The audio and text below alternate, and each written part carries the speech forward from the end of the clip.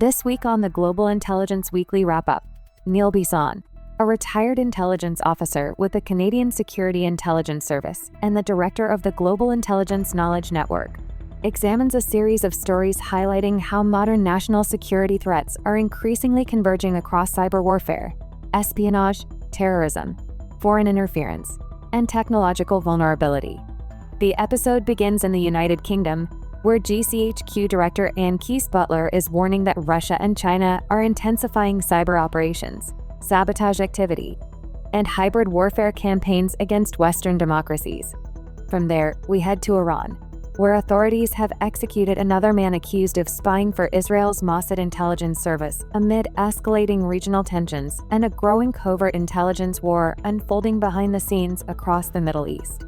We then return to Ottawa, where Google and Apple are warning Parliament that Canada's proposed lawful access legislation could weaken encryption protections and potentially create new opportunities for hostile foreign actors involved in cyber espionage and foreign interference.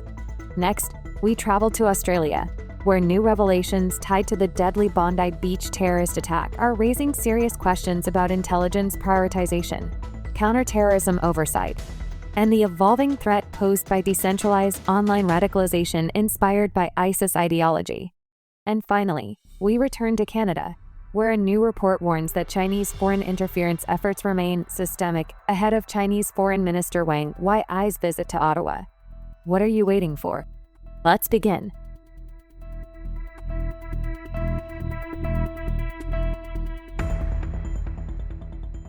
Hello, and welcome back to another episode of the Global Intelligence Weekly Wrap-Up. I'm your host, Neil Bisson, a retired intelligence officer with the Canadian Security Intelligence Service and the director of the Global Intelligence Knowledge Network. Each week, I take the latest articles concerning national security, foreign interference, espionage, and terrorism and provide you with analysis, insights, and intelligence to make sense of how the shadowy world of spies affects your country, your career, and your safety. It's been another busy week, with warnings from the UK GCHQ about escalating threats from China and Russia to the execution of a man accused of spying for Mossad in Iran. There's a lot to talk about, so let's dive in. For our first segment, we head to the United Kingdom, where the director of GCHQ, Anne Keast-Butler, is warning that Russia and China are intensifying cyber operations and hybrid threats against Western countries. Speaking from Bletchley Park, the historic home of British code-breaking during the Second World War, Keast-Butler stated that Britain and its allies are now facing what is described as a new era of radical uncertainty. Her warning focused on Russia's aggressive sabotage and cyber campaigns targeting Europe, while also highlighting China's rapid advancement in artificial intelligence, cyber capabilities, and emerging technologies. Now, if you've been listening to the podcast over the past couple of years, many of these concerns should already sound familiar. What intelligence agencies are increasingly describing is the evolution of hybrid warfare or gray zone conflict. This isn't traditional warfare involving tanks or fighter craft. Instead, hostile states are using cyber attacks, sabotage, disinformation, espionage, economic coercion, and covert influence operations to weaken democratic countries without targeting a conventional military response. Russia has become particularly aggressive in this space since its invasion of Ukraine in February of 2022. Over the past year, we've discussed several suspected Russian sabotage incidents on this podcast, including fires at DHL logistics facilities in the United Kingdom, Germany, and Poland, undersea cable disruptions in the Baltic regions, GPS jamming affecting civilian aircraft, and cyber attacks targeting transportation and infrastructure networks. What's important to understand is that intelligence agencies no longer see these events as isolated incidents. Instead, they are increasingly being assessed as part of a coordinated campaign designed to create instability, undermine public confidence, strain emergency response systems, and test NATO cohesion. That's why Keast-Butler's warnings matter. When the head of GCHQ publicly references sabotage and hostile state activity, it indicates that intelligence agencies believe these operations are escalating in both sophistication and frequency. At the same time, China continues to represent the longer-term strategic challenge for Western intelligence agencies. Keast-Butler warned that China is rapidly advancing in areas like artificial intelligence, quantum computing, cyber operation, and advanced communications infrastructure.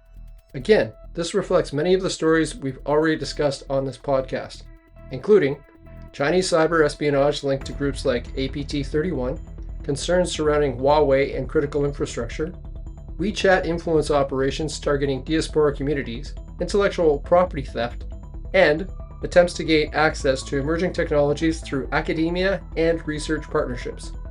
The concern is no longer simply about espionage or stealing secrets. It's about technical dominance.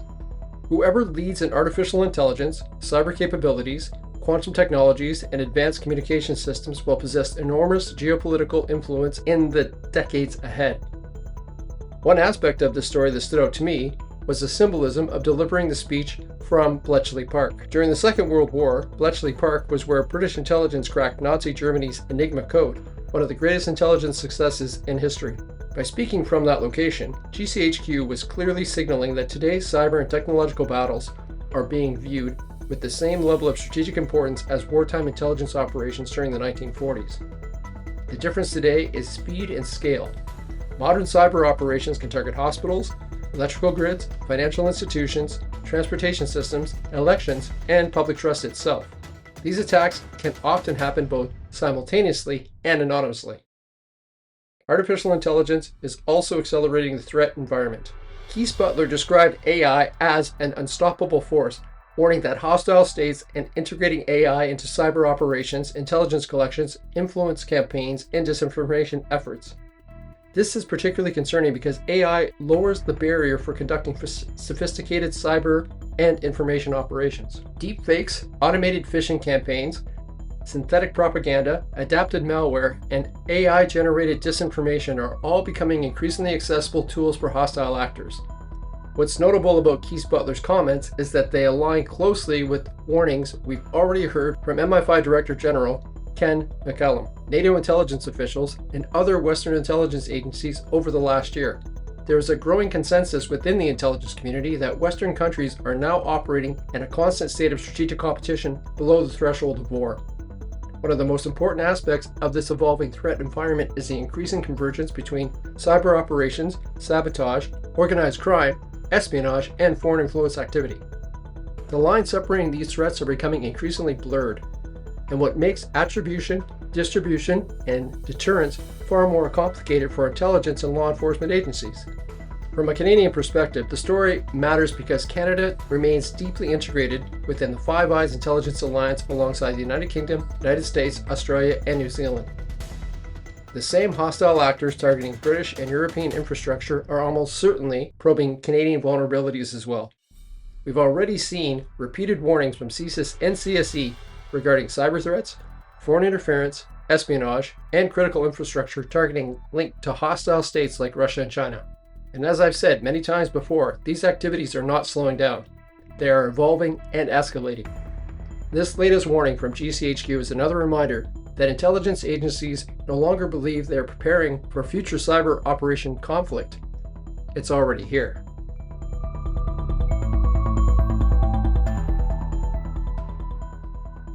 For our next segment, we head to Iran, where Iranian authorities have executed a man accused of spying for Israel's Mossad intelligence service. According to Iran's judiciary, the individual was convicted of espionage in cooperation with Israeli intelligence before being hanged earlier this week. Iranian authorities identified the executed man as Gholamreza Khani Shakrawab, who Tehran accused of acting as an operational recruiter for Israel's Mossad intelligence service. His age has not been publicly confirmed. The execution comes amid a broader increase in arrests, espionage allegations, and executions inside Iran as tensions between Iran, Israel, and the West continue to escalate following months of regional instability, covert operations, and ongoing conflict throughout the Middle East. Now, espionage accusations and executions are not new inside Iran. The Islamic Republic has long accused Israel's Mossad, the CIA, and Western intelligence services of conducting covert operations inside the country. But what's important here is the pace and frequency of these accusations. Over the last year, Iran has dramatically increased arrests and executions linked to alleged espionage, sabotage, intelligence links, and cooperation with foreign governments. And this reflects something much bigger happening behind the scenes. Iranian leadership clearly believes hostile intelligence services have significantly penetrated parts of the country's security apparatus, infrastructure, and military establishment. That concern has intensified following a series of highly embarrassing intelligence and operational failures for Tehran over the last several years. We previously discussed multiple examples involving suspected Mossad operations inside Iran. These include targeted assassination of Iranian nuclear scientists, sabotage at facilities connected to Iran's nuclear program, cyber attacks, and highly precise strikes against senior members of the Islamic Revolutionary Guard Corps, or IRGC. What has deeply alarmed Iranian authorities has been the apparent precision of many of these operations. Successful intelligence-driven strikes require human sources, technical surveillance, insider access, or some combination of all three. And from the perspective of the Iranian regime, every successful Israeli operation raises concerns that additional insiders or intelligence penetrations still remain undiscovered inside that country. This latest execution appears to be part of Iran's broader effort to demonstrate control internally while attempting to deter future cooperation with foreign intelligence services. But historically, public executions tied to espionage often indicate a regime that feels increasingly vulnerable rather than increasingly secure. To understand the significance of this story, you have to look at the broader intelligence war that has been unfolding between Iran and Israel for years. This is not simply a diplomatic rivalry. It's an ongoing shadow war involving espionage, sabotage, cyber operations, targeted killings, proxy warfare, and covert influence activity throughout the Middle East and beyond. Israel's Mossad has developed a reputation for conducting highly sophisticated covert operations against Iranian targets.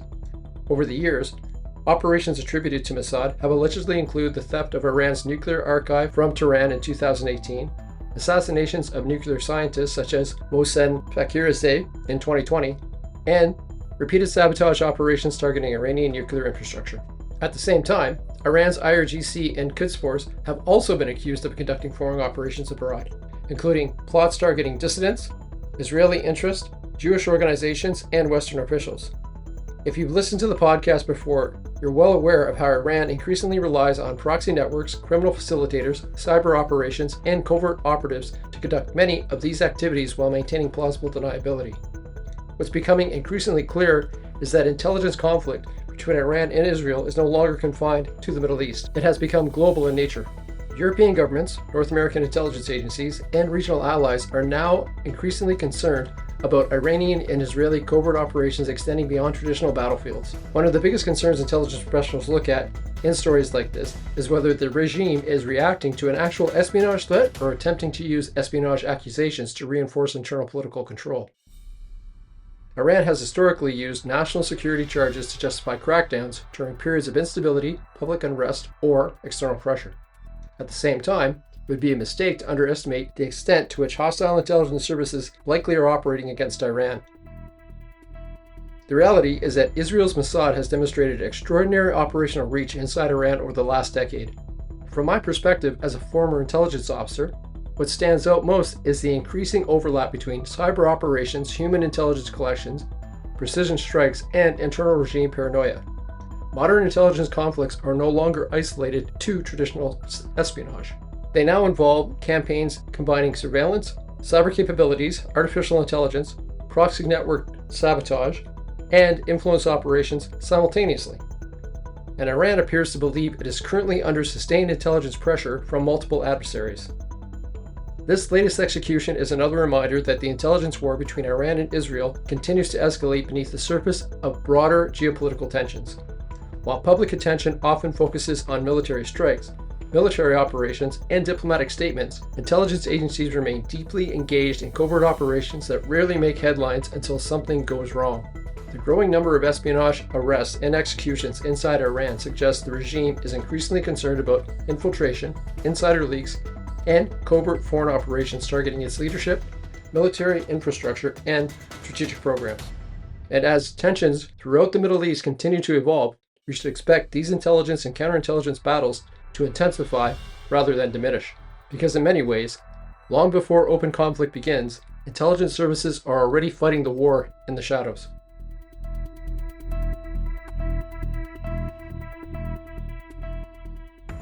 We return to Ottawa for our next segment, where Google and Apple are warning members of Parliament that federal government's proposed lawful access legislation could create serious cybersecurity and foreign interference risks. During testimony before the House of Commons Public Safety Committee, representatives from both companies argued that Bill C-22 would weaken encryption protections and potentially force technology companies to create vulnerabilities that hostile actors could exploit. Google specifically warned MPs that aspects of legislation could quote, facilitate foreign interference, unquote, by undermining the security architecture that currently protects user data and encrypted communications.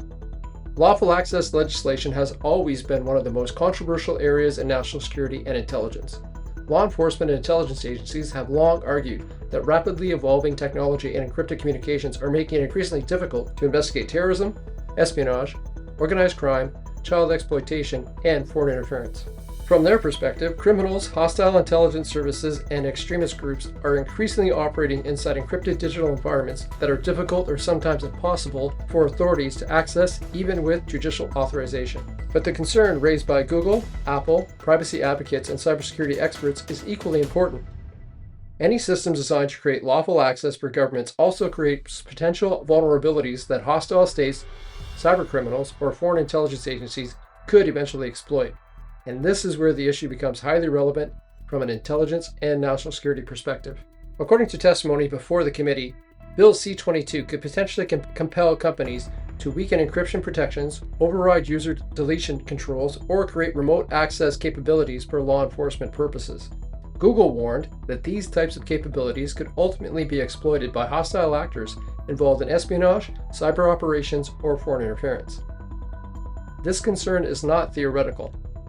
I've repeatedly discussed on this podcast how Russia, China, Iran, and other hostile actors actively target Western digital infrastructure, communication systems, and private data. We've covered Chinese cyber espionage operations links to groups like APT-31, Russian cyber campaigns targeting critical infrastructure, and repeated warnings from intelligence agencies about foreign states exploiting vulnerabilities in telecommunications and digital systems. What cybersecurity professionals often warn is that once a vulnerability or, quote, backdoor exists, controlling who ultimately gains access to it becomes extremely difficult. And history has shown that sophisticated intelligence services spend enormous resources searching for exactly that kind of weakness. The debate over encryption and lawful access is not a new one. For decades, intelligence agencies and police services around the world have argued that encryption creates what is called going dark. Situations where investigators possess lawful authority to intercept communications but lack the technical ability to access the encrypted data itself. Following the September 11 attacks, many Western governments expanded surveillance and intelligence collection powers in the name of counterterrorism and national security. But over time, concerns about privacy, government overreach, and digital security have grown significantly. What makes the current debate particularly sensitive is the growing foreign interference and cyber threat environment facing Canada. Over the last several years, CSIS, CSC, and the Foreign Interference Commission have repeatedly warned that hostile foreign states are actively targeting Canada's democratic institutions, diaspora communities, critical infrastructure, and digital systems. Not to mention, terrorist entity groups like 764 are predominantly using chat rooms and gaming platforms to identify victims, exploit children, share illegal content, and recruit members. At the same time, law enforcement agencies continue to argue they require updated authorities to operate effectively in an increasingly encrypted digital environment. This creates a very difficult balancing act between public safety, national security, privacy rights, and cybersecurity resilience. One of the most significant aspects of this hearing was that concerns were not only raised by privacy advocates, but by major technology companies whose software power the overwhelming majority of smartphones, tablets, and cloud systems used in Canada. Google argued that poorly defined provisions in the bill could force companies to weaken security systems in ways that hostile actors can exploit. Apple similarly warned MPs that even lawful access mechanisms intended for legitimate investigation purposes could create vulnerabilities within encrypted systems. From my perspective as a former intelligence officer, this highlights one of the biggest challenges facing modern intelligence and law enforcement agencies today. Technology is evolving faster than legislation, oversight frameworks, and public understanding has. At the same time, hostile foreign actors are becoming increasingly sophisticated in how they exploit cyber vulnerabilities, data access, and digital infrastructure. The concern intelligence professionals must constantly wrestle with is whether creating additional access authorities actually strengthens national security or unintentionally creates new vulnerabilities that adversaries can exploit. And in today's threat environment, that's not an easy question to answer. This debate surrounding Bill C-22 reflects a much broader global struggle over encryption, surveillance, cybersecurity, and state authority in the digital age. Governments want greater access to encrypted communications to combat terrorism, espionage, organized crime, and foreign interference. Technology companies and privacy advocates warned that weakening encryption could expose citizens, businesses, and governments to even greater cyber threats. And increasingly, intelligence agencies themselves are warning that hostile state actors like China and Russia are actively searching for precisely the kinds of digital vulnerabilities that we're discussing. As Canada continues modernizing its national security and lawful access laws, the challenge will be finding a balance between investigative capability and cybersecurity resilience. Because once a vulnerability exists inside a digital system, it is often only a matter of time before some form of adversarial government, criminal organization, or terrorist entity finds it as well.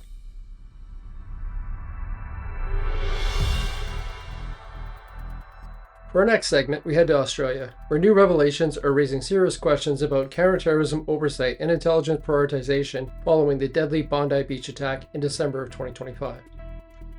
According to reporting from Australia's ABC News, an internal review conducted by the Australian Security Intelligence Organisation, or ASIO, into previous terrorism investigations did not include the two Bondi attackers, despite the fact that one of them had reportedly been flagged to authorities years earlier. The revelations are emerging as Australia's Royal Commission into Anti-Semitism and Social Cohesion continues examining how two Islamic State-inspired attackers were able to carry out the country's deadliest terrorist attack in decades. This story touches on one of the most difficult realities in intelligence and counterterrorism work. Intelligence agencies receive enormous amounts of information about individuals who may hold extremist views, consume radical propaganda, or briefly appear on the radar of national security investigations. But not every individual who comes to the attention of intelligence services ultimately progresses to violence. And that creates an extremely difficult balancing act for domestic agencies like ASIO, MI5, CSIS, the FBI, and others.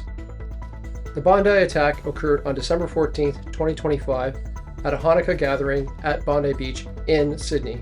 15 people were killed in the attack before one of the gunmen was shot and killed by police. The surviving attacker, Naveed Akram, was later charged in connection to the attack. Investigators allege the father and son attackers were inspired by the Islamic State and deliberately targeted the Jewish community during the event. What's now emerging through the Royal Commission is that Naveed Akram had previously come to the attention of ASIO years earlier. According to reporting in Australia, concerns had reportedly been raised as far back as 2019 regarding extremist views and possible radicalization indicators connected to the attackers. Former ASIO Director General Dennis Richardson also reportedly questioned whether the original assessments conducted on the attackers were sufficiently thorough and whether they should have been reassessed in subsequent years as the threat environment evolved. This is where the story becomes extremely important from an intelligence trend perspective. What we're increasingly seeing globally is the challenge posed by individuals who move in and out of extremist ecosystems over long periods of time. Some may initially appear low risk, disengage temporarily, or fail to meet investigative thresholds, only to later re-radicalize or mobilize towards violence years afterwards. And this is not unique to Australia. We've seen similar concerns raised in Canada, United Kingdom, France, Belgium, and the United States following several terrorist attacks carried out by individuals who had previously appeared on the radar of intelligence or law enforcement agencies. One of the broader issues emerging from the Bondi inquiry is whether Western intelligence agencies shifted too many resources away from counterterrorism following the territorial collapse of ISIS in Iraq and Syria. Over the last several years, many Western intelligence agencies increasingly redirected personnel and resources toward foreign interference, espionage, cyber threats, and state-based hostile activity linked to countries like China and Russia. And to be clear, those threats are very real. We've discussed repeatedly on this podcast how Chinese foreign interference, Russian sabotage activity, cyber espionage, and hostile state operations have intensified significantly across Western countries. But one of the dangers intelligence agencies constantly face is threat migration. As priorities shift, adversaries adapt, and extremist movements evolve. The Islamic State may no longer control territory the way it once did in Iraq and Syria, but its ideology remains active online in countries and continues to inspire attacks globally. What's particularly concerning is the continued trend toward decentralized radicalization. Individuals are increasingly self-radicalized online through propaganda, encrypted messaging platforms, social media ecosystems, and extremist content consumed without necessarily having direct contact with formal terrorist organizations. we previously discussed similar concerns involving youth radicalization in Australia, Europe, Canada, and the United States. And intelligence agencies are increasingly warning that lone actors and small self-directed extremist cells remain among the most difficult threats to detect and disrupt. One of the more significant elements of this story is the suggestion that the Bondi attackers may have been included in ASIO's broader retrospective review of terrorism cases despite earlier intelligence concerns. This is not necessarily an indication of an intelligence failure, but it does raise important questions about prioritization, reassessment protocols, resource allocation, and long-term threat monitoring. This question highlights one of the most persistent operational realities in counterterrorism. Intelligence agencies are consistently forced to make risk-based decisions using incomplete information.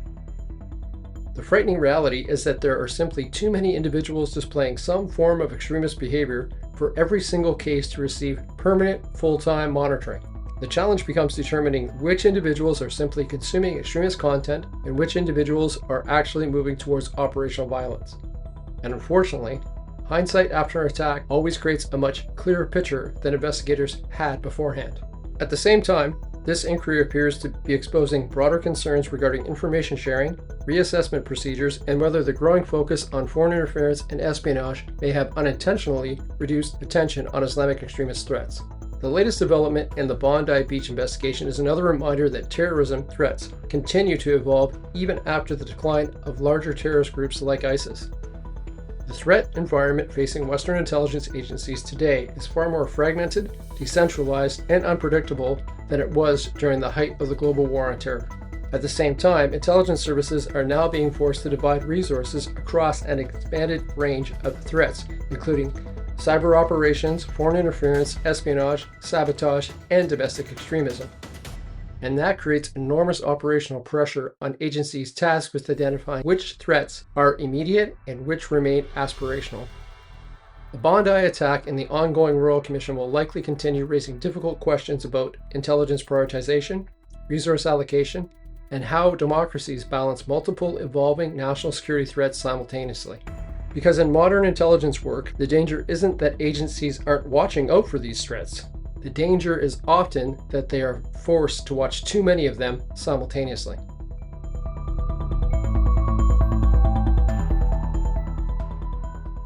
For our last segment this week, we end in Ottawa, where foreign interference linked to the People's Republic of China is once again at the center of Canada's national security discussion following the release of a new report warning that Chinese interference efforts remain, quote, systemic and continue to evolve.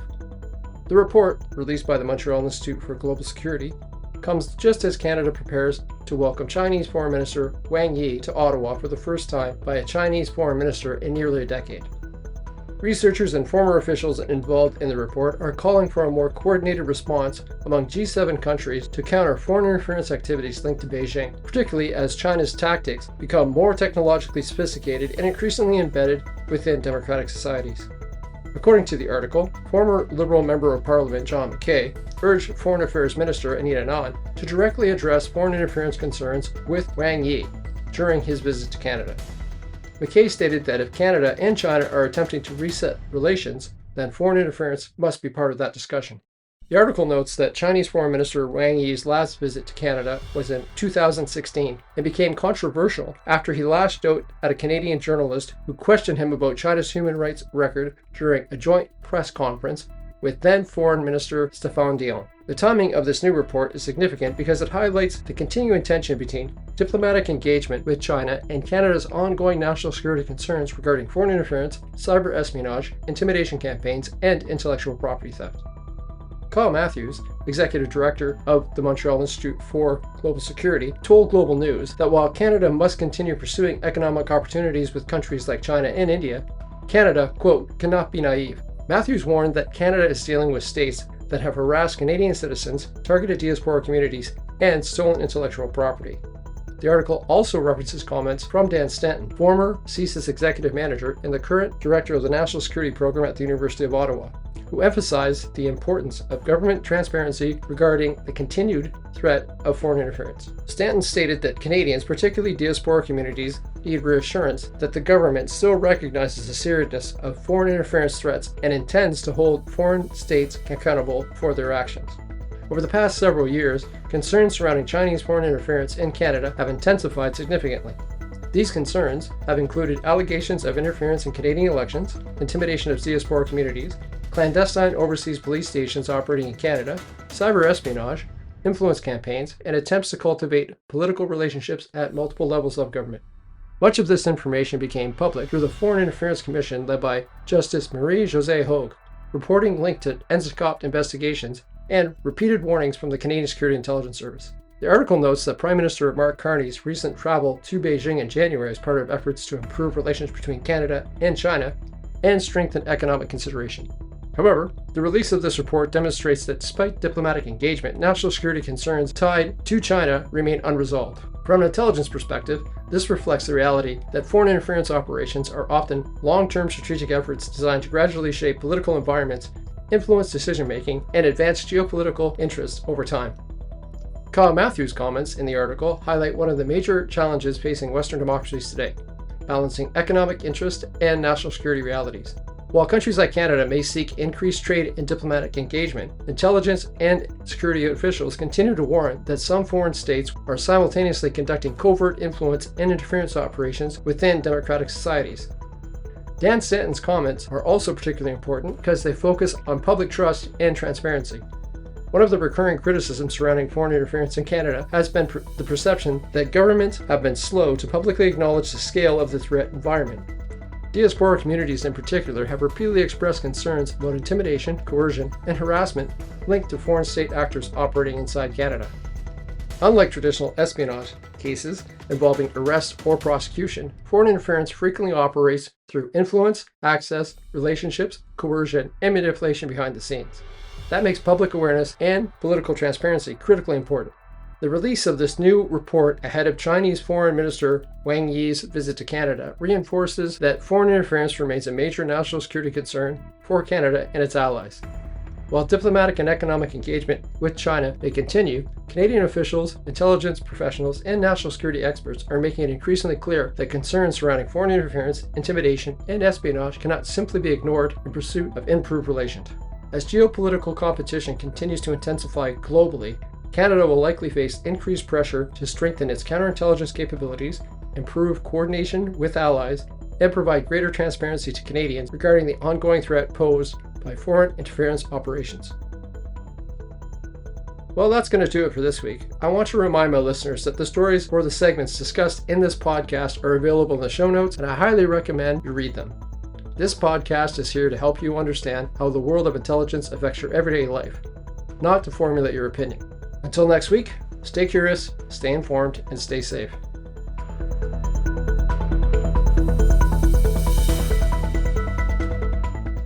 That wraps up this week's Global Intelligence Weekly Wrap-Up. Thank you for listening.